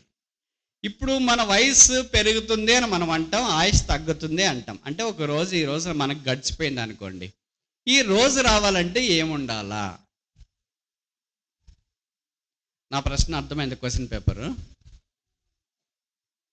ఈ ఒక రోజు గడిచిపోవాలని నా జీవితంలో అంటే, మన జీవితంలో అంటే ఏముండాలా? తెలీదా మీకు? అంత ఆత్మీయులా? ఓకే, నేను చెప్తా. ఈ రోజు ఒక రోజు గడిచిపోయిందంటే అర్థం ఏంటంటే, ఆదికాండం 1వ అధ్యాయంలో మనం చూస్తాం, అస్తమయము ఉదయము కలగగా ఒక దినం కావాలంటే ఏముండాలా? తెలీదా? సూర్యుడు ఉండాలి. సూర్యుడు లేకపోతే దినం కాదు. యెహోషువ సూర్యుడిని ఆపినాడు, ఆ రోజు కాలేదు. సూర్యుడు ఇలాగే ఉన్నాడు అనుకో, అబ్బా మనం ఎప్పుడు యూత్ఫుల్. కానీ సూర్యుడు అస్తమిస్తున్నాడు ఉదయిస్తున్నాడు, అస్తమిస్తున్నాడు ఉదయిస్తున్నాడు కనుక రోజులు గడిచిపోతున్నాయి కనుక మనం ఆయుష్ తరిగిపోతుంది. ఇప్పుడు సూర్యుడు ఉంటేనే రాత్రి పగలు వస్తాయి, రాత్రి పగలు వస్తేనే దినం వస్తుంది, దినం వస్తేనే వారాలు వస్తాయి, వారాలు వస్తే నెలలు వస్తాయి, నెలలు వస్తే సంవత్సరాలు వస్తాయి, సంవత్సరాలు వస్తే మన వయస్సు తరిగిపోతుంది, ఆయుష్ తరిగిపోతుంది. ఇప్పుడు సూర్యుడే లేడు అనుకోండి, రేపటి నుండి సూర్యుడు రాడు అనుకోండి, రోజు గడుస్తుందే? గడవదు. ఎప్పుడు అట్లా పగలు ఉన్నది అలాగే ఉంటుంది, లేకపోతే చీకటి ఉన్నది అలాగే ఉంటుంది. అబ్బా ఎంత బాగుంది ఈ చీకటి కానీ పగలు కానీ, ఇంక నువ్వు క్యాలెండర్ చూడాల్సిన పని లేదు. రేపు జూన్ పలానా రోజు అని అనుకోవడానికి అవకాశమే లేదు, ఇంక నెలలే ఉండవు. పరలోక రాజ్యానికి వెళ్ళిన తర్వాత బైబిల్లో రాయబడింది, సూర్యుడు లేడు, చంద్రుడు లేడు, నక్షత్రాలు లేవు, కనుక రోజులు ఎలాగొస్తాయి? అందుకే అక్కడ రాయబడింది ఏంటంటే, నీ దినములు మితి లేనివి, నీ సంవత్సరములు తరగవు, నీవు ఏకరీతిగా ఉన్నావు. కనుక మనం పరలోక రాజ్యములో ఈ భూమి మీద నుండి మనం ఒకవేళ ప్రభు రాకడ ఆలస్యమైతే, మనం ఈ లోకాన్ని విడిచిపెడితే, తిరిగి ప్రభుతో పాటు ఉండటానికి ఆయన మహాభూర శబ్దముతోనూ ఆ దూతల సమూహముతోనూ మధ్యాకాశమునకు వచ్చినప్పుడు ఆయనలో మృతులైన వారు మొదట లేస్తారు. వారితో పాటు ఇప్పుడు సజీవులమైన మనము తిరిగి లేస్తాం. కాబట్టి సదాకాలం మనం ఆయనతో కూడా ఉంటాం. we shall be ever with him. ఆవిడ ఇలాంటి లైట్లు అవసరం లేదు, ట్యూబ్ లైట్లు. చీకటి అనేదే లేదు అక్కడ. చీకటి లేని రాజ్యం అది, సూర్యుడు లేని రాజ్యం అది, నక్షత్రాలు లేని రాజ్యం అది, వెలుతురు కేవలము కలిగిన రాజ్యం అది. ఆకాశ నక్షత్రాలు దేవుడు వాటిని ఈ భూమి మీద నూతన ఆకాశము నూతన సృష్టిగా చేసి పరలోక రాజ్యంలో గొర్రెపిల్లె దేవాలయం, గొర్రెపిల్లె దీపస్తంభం, గొర్రెపిల్లె సింహాసనం మీద, గొర్రెపిల్లతో పాటు ఆ గొర్రెపిల్ల రక్తం ద్వారా కడగబడి శుద్ధీకరించబడి హృదయం మార్పు పొందిన ప్రతి వ్యక్తి ఆ గొర్రెపిల్లతో పాటు పరలోక రాజ్యంలో సదాకాలం ఉంటావు. This is the hope of a Christian. క్రైస్తవుని యొక్క నిరీక్షణ అది. ఈ రాత్రి ఇంకా యేసు ప్రభువుని నీవు నమ్మవా? పౌలు అన్నాడు, ఐ నో గాడ్, దేవుడు నాకు తెలుసు. ఇప్పుడు నీకు ఏ దేవుడు తెలుసు? దేవుడు ఎలాగ తెలుసు? దేవుడు ఎట్లా తెలుసు? నా పాపముల కొరకై శిలువ మీద మరణించిన యేసుక్రీస్తు ప్రభువు నా రక్షకుడని నేను గుర్తిస్తే ఆ రక్షకుని కొరకు జీవించడానికి అవకాశం ఉంది. మన సమయం దాటిపోయింది, కొద్దిగా ముందుకెళ్ళి ముగించడానికి ప్రయత్నం చేస్తాం. ఇప్పుడు పౌలు చెప్పిన 5 విషయాలు చూడాలనుకున్నాం, ఒకటే చూసినా, ఇంకోటి చూసి ముగిస్తామా? అపోస్తుల కార్యాలు 27వ అధ్యాయము, అపోస్తుల కార్యములు 27వ అధ్యాయము 25వ వచనం. అపోస్తుల కార్యాలు 27-25. కాబట్టి అయ్యలారా ధైర్యం తెచ్చుకునడి, నాతో దూత చెప్పిన ప్రకారం జరుగునని నేను దేవుని నమ్ముచున్నాను. I trust God, I believe in God. నేను దేవుని నమ్ముచున్నాను. మొదట ఐ నో గాడ్, దేవుడు నాకు తెలుసు. మనకు తెలిస్తేనే నమ్ముతాం, తెలియకపోతే నమ్మలే. ఇప్పుడు ఆయన దేవుని నమ్ముతున్నాడు, మనం అందరు ఎవరు నమ్ముతున్నాం? మరి దేవునినైనా కాదా? చాలా అలసిపోయారా? ఒక్క 10-15 నిమిషాలు మీరు ఓపిక పట్టండి, ముగించడానికి ప్రయత్నం చేస్తాం. మనం ఎవరు నమ్ముతున్నాం? మరి ఇలాంటి ఆపదలో దేవుని నమ్ముతామా? మనకు అన్నీ చక్కగా ఉంటేనే దేవుని నమ్మడం. భూమి మీద ఉంటేనే, కాలేజీకి వెళ్తేనే, పొలానికి వెళ్తేనే నమ్మలేమే. సముద్రంలోకి తీసుకెళ్ళి బతుకుతావో లేదో, అసలు నీకు భూస్థాపన కూడా ఏమో నమ్మకం లేదు. నువ్వేమైపోతావో నీకే తెలియదు అనే పరిస్థితిలో మనం ఉన్నప్పుడు దేవుని నమ్ముతామా? దేవుని మాటలు గుర్తొస్తాయా? ఏమో దేవుడు నాకు ఇది ఎందుకు అనుమతించినాడు. అందరూ బాగున్నారు అక్కడ. ఫిలిప్పీలు బాగున్నారు, హెబ్రీలు బాగున్నారు, కొలసీలు బాగున్నారు, ఎఫెసీలు బాగున్నారు, కొరంతీలు బాగున్నారు. ఇంత సేవ చేసి 30 సంవత్సరాలు సేవ చేసి 14 పత్రికలు రాసిన నాకు మానవులో సమాధి ఏంటి? సముద్రంలో సమాధి ఏంటి? ఇక్కడ నేను చనిపోయేది ఏంటి? బహుశా పౌలు స్థానంలో మనమేంటి? ఇవన్నీ ఆలోచనలు వచ్చింటాయి. కానీ పౌలుకి ఇలాంటి ఆలోచనలు రాలేదు. ఆయన దేవుని మీద నమ్మకం ఉంచడానికి ఇష్టపడ్డాడు. కనుక మనకు కూడా ఉపద్రవాలు లాంటివి కలుగుతున్నప్పుడు దేవుని మీద నమ్మకం ఉంచాలి. ఎందుకైనా ఆ ప్రయాణం అంత సీరియస్గా తీసుకున్నాడు అంటే ఒకటే ఒక లక్షణం. ఆయన కలిసే ఫేస్తు, ఆయన కలిసే అగ్రిప్పరాజు, ఆయన కలిసే కైసరు. ఈ ముగ్గురు ప్రభు యందు విశ్వాసం ఉంచాలని పౌలుకు లోపటున్న కోరిక. దాని కొరక ఈ ప్రణాళిక. విచిత్రం ఏంటంటే ఈయన ప్రణాళిక ఫెయిల్ అయిందని చెప్పడం కంటే ఈయన ప్రణాళికను వాళ్ళు అంగీకరించలేకపోయాడు. ఫేస్తు యేసుప్రభుని అంగీకరించలేకపోయినాడు. అగ్రిప్పరాజుతో అన్నాడు, కాబట్టి అగ్రిప్పరాజు, ఆకాశము నుండి కలిగిన ఈ దర్శనానికి నేను అవధేయుడని కాను ఆయన యేసుప్రభుని గురించి మాట్లాడటం ఆరంభిస్తుంటే అగ్రిప్పరాజు చివరికి అంటూ వచ్చినాడు, నన్ను ఇంత తేలిగ్గా క్రైస్తవునిగా చేస్తున్నావేంటి? ఖర్చు పెట్టాలా మరి? అంటే పౌలు చెప్పే మాటల్లో అగ్రిప్పరాజు ఏం గమనించినాడంటే, ఇంకెక్కువసేపు వింటే ఈయన మాటలు నేను కూడా క్రైస్తవుడు అయిపోతా, అందుకే నువ్వేం చెప్పదలుచుకున్నావో ఇంక నాతో వద్దులే, నాకు అర్థమైపోయింది నువ్వేం చెప్పాలనుకున్నావో, కానీ కైసర్ దగ్గరికి నీ వెళ్ళు. ఫేస్తు విన్నాడు, రక్షించబడలేదు. అగ్రిప్ప విన్నాడు, రక్షించబడలేదు. సీజర్ విన్నాడు, రక్షించబడలేదు. ఇప్పుడు నా ఉన్న పాయింట్ ఏంటంటే, ఒకవేళ వీళ్ళు ముగ్గురు యేసుప్రభుని ఎరగకుండా చివరిదాకా చనిపోయింటే, వీళ్ళు నరకానికి వెళ్ళింటే వీళ్ళ యొక్క పరిస్థితి మీరు ఆలోచించండి. They have heard the new testament greatest speaker ever lived. కొత్త నిబంధన దినాల్లో నివసించిన గొప్ప సువార్తికుల ద్వారా సువార్త విన్నారు, నిరాకరించినారు. కొత్త నిబంధన దినాల్లో నివసించిన గొప్ప అపోస్తుల ద్వారా సువార్త విన్నారు, నిరాకరించినారు. కొత్త నిబంధనలో నివసించిన గొప్ప పరిశుద్ధుల ద్వారా సువార్త విన్నారు, త్రోసివేసినారు. కొత్త నిబంధనలో నివసించిన ఆకాశమునకు వెళ్ళి దేవుని యొక్క సంగతులన్నీ గ్రహింపగాని భాషలో విని నేర్చుకొని వాటన్నిటినీ ఆయన ప్రత్యక్షత వల్ల పొంది దేవుని ప్రజలకు వడ్డించడానికి ఇష్టపడిన అలాంటి వ్యక్తి ఏకముగా మ్యాన్ టు మ్యాన్, ఇలాంటి గుంపులో చెప్పలేదు ఆయన, man to man, Agrippa Raja, note this address, ఈ అడ్రస్ మీరు గుర్తుంచుకోండి, ఓ సహోదరులారా, ఓ సహోదరులు అని చెప్పలే. అలా కొన్ని సందర్భాల్లో చెప్పినారు, నా సహోదరులారా, నా ప్రియమైన వాళ్ళారా, తండ్రులారా, నా అపోస్తలుడైన పౌలు కొన్ని సందర్భాల్లో చెప్పాడు.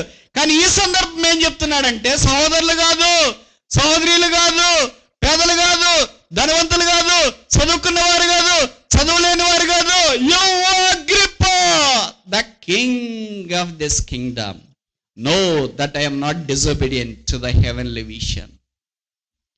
అగ్రిప్ప రాజా, నేను మాత్రం అవిధేయుడని కాను, జ్ఞాపకం ఉంచుకో. This is a very person to person address. మనిషి నుండి మనిషికే వింటావా లేదా? మాన మనసు పొందుతావా లేదా? క్షమాపణ పొందుతావా లేదా? రక్షించబడతావా లేదా? అంగీకరిస్తావా లేదా? ఇదే సింహాసనము, ఇదే బాధ్యత, ఇదే కులం, ఇదే డబ్బు, ఇదే ఆరోగ్యం, ఇదే వయస్సు, ఇదే జీవితాంతం ఉంటుందని నువ్వు తలంచగలవో? అగ్రిప్పకు పూర్తిగా అర్థమైపోయింది, ఇది ఎక్కడికో పోతుంది అనుకుంటే నాకే చుట్టుకునేటట్టు ఉంది. అందుకని అగ్రిప్ప ఏమనుకున్నాడంటే, ఇంకా నా దగ్గరకు వదిలే, నాకు ఇంత బాగా అర్థమైపోయింది కనుక నువ్వు నన్ను ఇంత తేలిగ్గా క్రైస్తవం చేస్తున్నావు అంటే, మధ్యలో ఫేస్తున్నాడు కదా పానకంలో పడక మాదిరి, ఆయన వచ్చి అంటున్నాడు, పౌలా, నీకు అతి విద్య వలన వేరే పట్టింది, you became mad because you are highly educated, so we both of us decided that you should be sent to Caesars. మా ఇద్దరం ఏం తీర్మానం చేస్తామంటే, ఫేస్తు, అగ్రిప్ప, మీరు కైసర్ దగ్గరికి వెళ్ళిపోండి. వీళ్ళిద్దరికి వాక్యం ప్రకటించిన వీళ్ళిద్దరు రక్షించబడలేదు, కైసరు ప్రకటించిన ఆయన రక్షించబడలేదు. ఇప్పుడు వాళ్ళ నరకములో ఉంటే, నేను ప్రకటించబడితే మీరు రక్షించకపోయినా అది వేరే విషయం. ఆ చోట బడా చోటదేవ్ స్మాల్ బచ్చే అని వదిలేయచ్చు. కానీ 2000 సంవత్సరాల క్రొత్త నిబంధన మానవ చరిత్రలో భూమి మీద నివసించిన మహాబలుడు క్రీస్తు కొరకై విశ్వాస సముద్రాన్ని ఏదైనా పౌలు లాంటి వాడు ఫేస్ టు ఫేస్ మాట్లాడిన వాడే ఈ సిలువ నిరాకరిస్తే, రక్షణ నిరాకరిస్తే, క్రీస్తు నిరాకరిస్తే, పరలోక రాజ్యాన్ని నిరాకరిస్తే వాట్ ఈస్ హిస్ ఫేట్? కొంతమంది చెప్తుంటారు, బ్రదర్ నేను గొప్పలు చెప్తాను, నాకు భక్సింగ్ గారు చెప్తే నేను నమ్మింట. యేసుప్రభు చెప్పినా నమ్మని వాళ్ళు కొంతమంది ఉన్నారు యేసుప్రభు దినాల్లో. ఇప్పుడు మనం చూస్తాం కదా, పౌలు దినాల్లో పౌలు చెప్పినా కొంతమంది నమ్మని వాళ్ళు ఉన్నారు. ఇలా కొంతమంది చెప్పినా కొంతమంది నమ్మని వాళ్ళు ఉంటూనే ఉంటారు ప్రతి కాలములో. ఈ రాత్రి నీ సంగతి ఏంటి? ఈ రక్షణ చాలా అమోఘమైన సంగతి. అందుకే దిట్స్ అమేజింగ్ గ్రేస్, ఆశ్చర్యకరమైన కృప అన్నారు. ఈ రక్షణలో 2 భాగాలు. ఒక నాణ్యానికి 2 వైపులు ఎలాగుంటుందో రక్షణకు కూడా అలాగ 2 వైపులు ఉంటుంది. రక్షణ అంటే మొదటి భాగం ఫర్గివ్నెస్, పాప క్షమాపణ. రెండవ భాగం జస్టిఫికేషన్, నీతిమంతులుగా తీర్చబడ్డ. పాప క్షమాపణ అంటే ఏంటి? నేను పాపం చేసిన ప్రభువా, నీ రక్తం చేత నన్ను కడిగి పరిశుద్ధపరచు అని సిలువ దగ్గరికి వచ్చి ఒప్పుకున్నప్పుడు నా పాపాలన్నీ కడిగి శుద్ధీకరించబడుతున్నాయి. అది పాప క్షమాపణ. ఒకవేళ మనం కూడా ఎవరితోనైనా తప్పుగా మాట్లాడింటే, ఎవరినైనా తిట్టింటే మనం వచ్చి అక్క సారీ అక్క బ్రదర్, సారీ బ్రదర్ నన్ను మన్నించండి, అప్పుడు అలాగన్నానని మనం సారీ చెప్తాం, వాళ్ళు మన్నిస్తారు. అంతేనా? ఒక 5 ఏళ్ళు అయిన తర్వాత మళ్ళీ వాళ్ళ దగ్గరికి వెళ్ళి, బ్రదర్ ఆ రోజు ఇట్లా అన్నాను కదా, లేకపోతే ఈ రోజు ఇట్లా అన్నాను, నన్ను క్షమించండి అంటే, నువ్వు అట్లా అంటుంటావు, ఇంతకుముందు కూడా అట్లా, నీ సంగతి నాకు తెలియదా ఏంటి? ఎప్పటి నుండో తెలుసు నీ సంగతి నాకు. ఇక క్షమించినానన్నవే ఆ రోజు, క్షమించినాం ఆ రోజుకి, కానీ అట్లే భద్రంగా ఉంది మన మనసులో. అది ఫలానా వాళ్ళు ఇది చేశారు అని అలాగే భద్రంగా పెట్టుకొని ఉన్నాము. ఆ వ్యక్తిని పూర్తిగా మనం క్షమించలేదు. కానీ యేసుప్రభు దగ్గరికి వచ్చినప్పుడు ఆయన once for all he has forgiven us.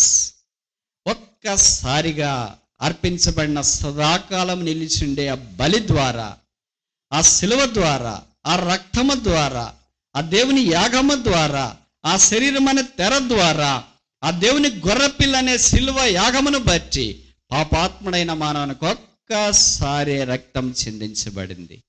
ఎక్కడున్నా, ఏ పరిస్థితిలో ఉన్న పాపాత్ముడు ఆ శిలువ వైపు చూచి, శిలువలో నుండి నిత్యము ప్రవహిస్తున్న రక్తపు ఊట దగ్గరికి వచ్చి క్షమాపణ పొంది శుద్ధీకరించబడితే ఆ జీవితం మార్చబడుతుంది. చెప్పన శక్యమును మహిమాయుక్తమైన సంతోషం హృదయంతరంగంలోనికి దావానమో వస్తుంది. లోకంలో ఉన్నంతకాలం దేవుని నెమ్మది సమాధానం ఉంటుంది. లోకాన్ని విడిచిపెడితే పరలోక రాజ్యంలో ప్రవేశిస్తారు.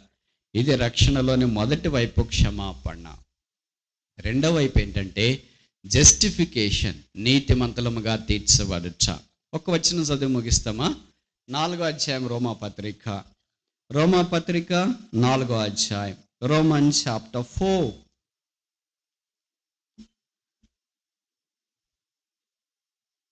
రోమాపత్రిక 4వ అధ్యాయము 25వ వచనం. Roman chapter 4 verse 25. రోమా 4:25. ఆయన మన అపరాధముల నిమిత్తం అప్పగింపబడి మనము నీతిమంతులుగా తీర్చబట్టకై లేపబడెను.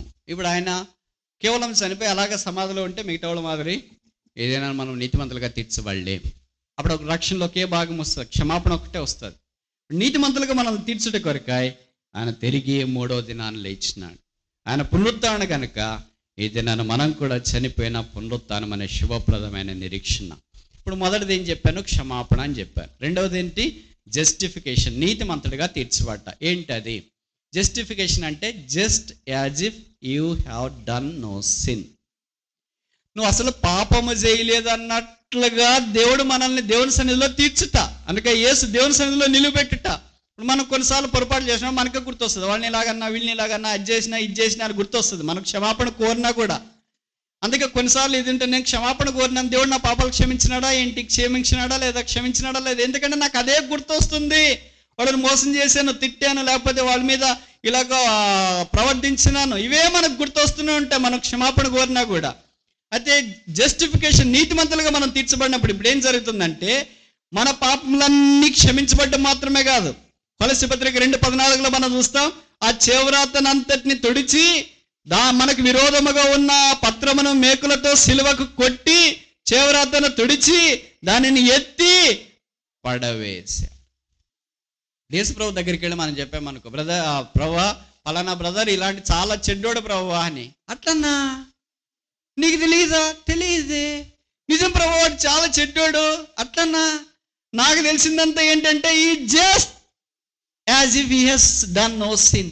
ఆయన ఏం పాపము చేయలేని వాడు, పాపము లేనివాడు కాదు, పాపము చేయలేనివాడు. ఎందుకని మనం చేశాడే, క్షమించి వేసాను, క్షమించిన తర్వాత గుర్తుండదు, డిలీటెడ్. మీలో కొంతమంది కంప్యూటర్ వాడేవాళ్ళు ఉంటారు కదా, గూగుల్ అకౌంట్ ఉంటుంది అనుకోండి, ఈమెయిల్లో మనకి ఏదో స్పాజం వచ్చింది, ట్రాష్లోకి వచ్చింది, దాన్ని డిలీట్ చేయాలనుకున్నాం, అడ్వర్టైజ్మెంట్ అది ఇది, డిలీట్ ఆప్షన్ నొక్కినాం, లేకపోతే దాన్ని సెలెక్ట్ చేసుకున్నాం, వెంటనే డిలీట్ ఆప్షన్ నొక్కితే డిలీట్ అని వచ్చింది. డిలీట్ అయిన తర్వాత అది ఎక్కడికి వెళ్తుంది, ట్రాష్లోకి వెళ్తుంది. ట్రాష్లోకి వెళ్ళిన తర్వాత మళ్ళీ మనం డిలీట్ చేయాలనుకో, దాన్ని సెలెక్ట్ చేసుకొని డిలీట్ అనే ఆప్షన్ నొక్కాం. ఇప్పుడు ఒక బాక్స్ వస్తుంది, window, delete forever, yes or no. పూర్తిగా దీన్ని డిలీట్ చేయాలన్నా వద్దా? అప్పుడు మనం ఏమి నొక్కుతాం, ఎస్. ఒక సాఫ్ట్వేర్లోనే మనకు అవసరం లేనిది డిలీట్ ఫర్ ఎవర్ అనే ఆప్షన్ ఉంటే, యేసుప్రభు యొక్క శిలువ దగ్గర, యేసుప్రభు యొక్క రక్తపు ఊట దగ్గర డిలీట్ ఫర్ ఎవర్ అనే ఆప్షన్ ఉండదా? క్షమించడా, కడగడా, శుద్ధీకరించడా? ఇప్పుడు ఏంటంటే మనం నీతిమంతులుగా తీర్చబడ్డా. దేవుడు నీతిమంతులుగా తీర్చిన వారి మీద నేరం మోపగలవాడెవడు? దేవుడు పరిశుద్ధపరిచిన వారిని నిషేధమైన వారినిగా ఎంచగలవాడెవడు? దేవుడు అంగీకరించిన వారిని నిరాకరించగలవాడెవడు? దేవుడు నియమించిన వారిని తృణీకరించగలవాడెవడు? దేవుడు నాటిన వారిని పెళ్లగించగలవాడెవడు? దేవుడు వాడుకునే వారిని ఆటంకపరచగలవాడెవడు? దేవుడు నిలువబెట్టిన వారిని కూలద్రోయగలవాడెవడు? దేవుడు ఆశీర్వదించిన వారిని శపించగలవాడెవడు? దేవుడు హస్తముంచిన వారిని దేవుని హస్తం తీయగలవాడెవడు? దేవుడు పరిశుద్ధపరిచిన వారిని అపరిశుద్ధపరచవా ఎవడు? దేవుడు నీతిమంతునిగా తీర్చిన వారిని దుర్నీతిగా ఎంచగలవాడు ఎవడు? నేను అర్థం చేసుకోవాలంటే ఒకసారి ఇంకొక ఉదాహరణ చెప్పనా, అది చెప్పి ముగిస్తా. ఒకవేళ మీరు గవర్నమెంట్ ఉద్యోగం పనిచేస్తున్నారు అనుకోండి, కాలేజీలో, స్కూల్లో ఏదో పొరపాటు చేసినారు, ఏదో ఫైల్ మిస్ అయిపోయింది. ఫైల్ ఎందుకు మిస్ చేసినావు అని ఆఫీసర్స్ అడిగినారు. ఏదో వర్షం పడింది, అది పడింది, ఇది పడింది, ఫైల్ మిస్ అయింది అంటే నీకు వెంటనే ఏమొస్తుంది, మెమో వస్తుంది. ఎందుకు ఫైల్ మిస్ అయింది, దీనికి ఎక్స్ప్లెనేషన్, నీ మీద ఎందుకు యాక్షన్ తీసుకోకూడదు, నువ్వు దానికి ఏదో రాస్తా, పొరపాటు జరిగిపోయింది, దయచేసి నన్ను క్షమించండి అని రాసి పంపిస్తావు. ఆ తర్వాత 2 ఏళ్ళకు ఇంకోటి ఏదో పొరపాటు జరిగింది, అప్పుడు మెమో వస్తుంది. ఇలాగ ఒక 5-6 మెమోలు వచ్చినాయి నీకు ఒక 10 ఏళ్ళ సర్వీస్లో. మెమోలు అన్నీ ఏం చేస్తారు తెలిసినా, నువ్వు క్షమించని నువ్వు కోరినా, వాళ్ళకి క్షమించినా నిన్ను ఉద్యోగంలో నుండి తీసేయరు. నీకు జీతం ఇచ్చేది ఇస్తూనే ఉంటారు, మెమోలు ఇచ్చేది ఇస్తూనే ఉంటారు, నువ్వు ఎక్స్ప్లెనేషన్ ఇచ్చేది ఇస్తూనే ఉంటారు. ఆ మెమోలన్నీ ఏం చేస్తారు, ఉద్యోగస్తులు ఇక్కడ ఎవరు లేరా, ఏం చేస్తారు, మెమోలన్నీ ఎస్ఆర్లో ఫైల్ చేసింటారు. ఇప్పుడు నీకు ఒక పెద్ద ప్రమోషన్ రావాలనుకునింది అనుకో, ప్రమోషన్ వచ్చేటప్పుడు ఏం చేస్తారంటే వెంటనే నీ ఎస్ఆర్ ఓపెన్ చేసి నీ బ్యాక్గ్రౌండ్ అంతా, ఫ్లాప్ అంతా తీస్తారు. ఓహో, ఇన్నిసార్లు మేము ఇచ్చినామా, కనుక you are not fit for the promotion. నీ బ్యాక్గ్రౌండ్ అంతా ఇలాగుంది, పలానా పొరపాటు చేసావు కనుక నీకు ప్రమోషన్ లేదు. లోకం ఏం చేస్తుందంటే క్షమిస్తుంది, నీతిమంతులుగా తీర్చదు, బ్యాక్గ్రౌండ్ పెట్టుకొని ఉంది. ఇప్పుడు ప్రభు దగ్గరికి వచ్చినప్పుడు ఏంటంటే ఒకసారి క్షమాపణ పొందిన వెంటనే ప్రభు దగ్గర మెమోలు ఉండవు, ఫైల్ ఉండదు, హార్డ్ డిస్క్ ఉండదు, పెన్ డ్రైవ్ ఉండదు, సీడీ ఉండదు, బ్లాక్ మెయిలింగ్ ఉండదు. పలానా నువ్వు ఇది చేసావు కదా, ఇదిగో ఈ మెయిల్ ఉంది, ఈ ఎస్ఎంఎస్ ఉంది, ఈ ఫోటో ఉంది, ఈ చేవరాత్ ఉంది, ఈ పలానా నీ ఎవిడెన్స్ అంతా నా దగ్గర ఉంది అనేది దేవుడు చేయడు, చేయజాలడు, చేయబోడు. That is not justification. ఇప్పుడు దేవుడి దగ్గరకు వచ్చినప్పుడు ఏం చేశాడంటే నీ పాపాలన్నీ విత్ వన్ స్ట్రోక్, ఒక్క రక్తపు చుక్క ద్వారా పాపములన్నీ కడిగి వేసి పరిశుద్ధనిగా చేశాడు. అందుకే ఇప్పుడు పౌలు అన్నాడు, ఐ బిలీవ్ గాడ్, నేను దేవుణ్ణి నమ్ముతున్నాను. ఈ రాత్రి మన సంగతి ఏంటి? 2 విషయాలు మనం చూస్తున్నాం. ఐ నో గాడ్, దేవుడు నాకు తెలుసు కనుక ఐ బిలీవ్ గాడ్. అగ్రిపరాజు దగ్గరికి వచ్చి అదే చెప్పాడు, ఆకాశం నుండి కలిగిన ఆ దర్శనానికి నేను అవిధేయుడను కాదు. మీ సంగతి ఏంటి? మోకరించండి, ప్రార్థన చేస్తాం. ముగించిన ఉన్నాం, అత్యవసరమైన పని ఉంటే తప్ప ఎవరు లేచి వెళ్ళదు.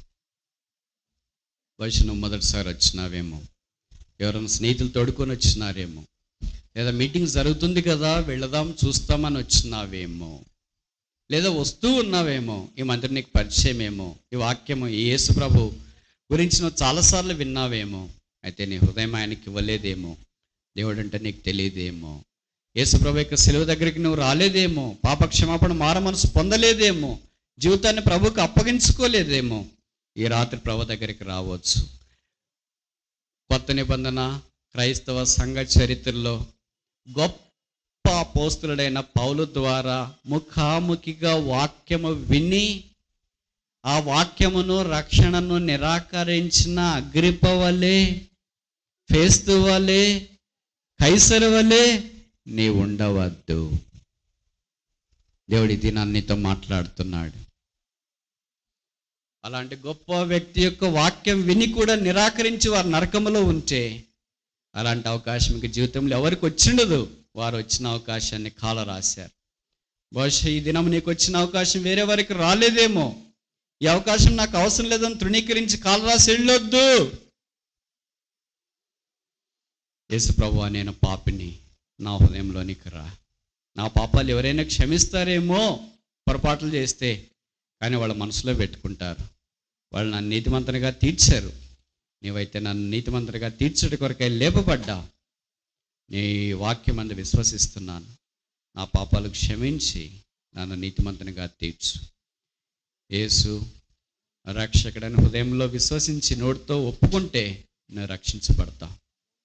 ఈ రాత్రి యేసు ప్రభు నీకొద్దా, రక్షణ నీకొద్దా, మారు మనసు నీకొద్దా, పరలోక రాజ్యం వద్దా, దేవుని సన్నిధిలో ఉండే భాగ్యం వద్దా, దేవుని ఆనందం వద్దా, దేవుని ఎరగడం వద్దా, దేవుని సిలువ దగ్గరికి రావడం వద్దా, ఈ సిలువను ప్రేమించడం వద్దా, సిలువ క్షమాపణ వద్దా, సిలువ నీడ వద్దా, సిలువ ఆశ్రయం వద్దా, సిలువ దాగుచోటు వద్దా, సిలువ రక్షణ వద్దా, సిలువ మేలు వద్దా, సిలువ మంచితనం వద్దా, సిలువ ఉపకారం వద్దా, సిలువ మా జీవితం వద్దా, సిలువ మార్గం వద్దా, సిలువ నిచ్చెన వద్దా, సిలువ రాజ్యం వద్దా, సిలువ మేలు వద్దా, నీ తీర్మానం ఏంటి? యేసు ప్రభువుని అంగీకరించాలని కోరితే, యేసు ప్రభువా, నా హృదయంలోనికి రా, నా పాపాలు కడుగు, నన్ను శుద్ధీకరించు, నీ బిడ్డగా చేసుకో. ఈ సామాన్యమైన మాటలు నువ్వు ప్రార్థన చేయొచ్చు. అలాగ నువ్వు చేసింటే మేము నీ కొరకు రాత్రి ప్రార్థన చేయటానికి వీలుగా మీ కుడి చేతిని తలకు పైగా కనబడేటట్టు ఎత్తి ఉంచండి.